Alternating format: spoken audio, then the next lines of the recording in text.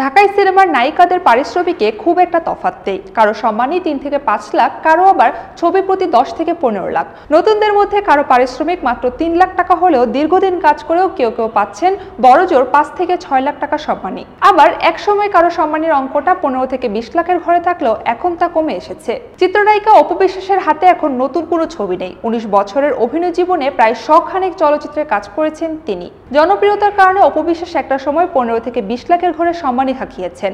এখন তার নায়িকার ক্যারিয়ারে ভাটা পড়েছে। তবে তিনি বিভিন্ন পণ্য প্রতিষ্ঠানের প্রচারণায় তুমুল ব্যস্ত। এই অঙ্গনে তার চাহিদাও অনেক। চলচ্চিত্রের তমা মির্জা এখন বেশ গ্রহণযোগ্য চিত্রনায়িকা। তার অভিনীত সুড়ঙ্গ চলচ্চিত্র 2023 সালে সুপারহিট তকমা পায়।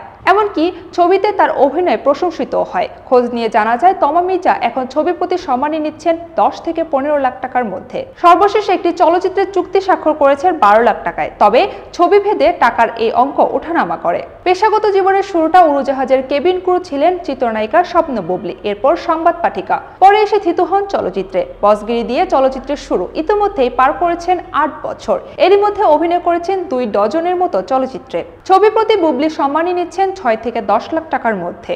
মাত্র 7 বছরের অভিনয় জীবনে পূজা চেরি অভিনীত ডজন খানেক চলচ্চিত্র মুক্তি পেয়েছে। মুক্তির অপেক্ষায় আছে আরো একাধিক চলচ্চিত্র।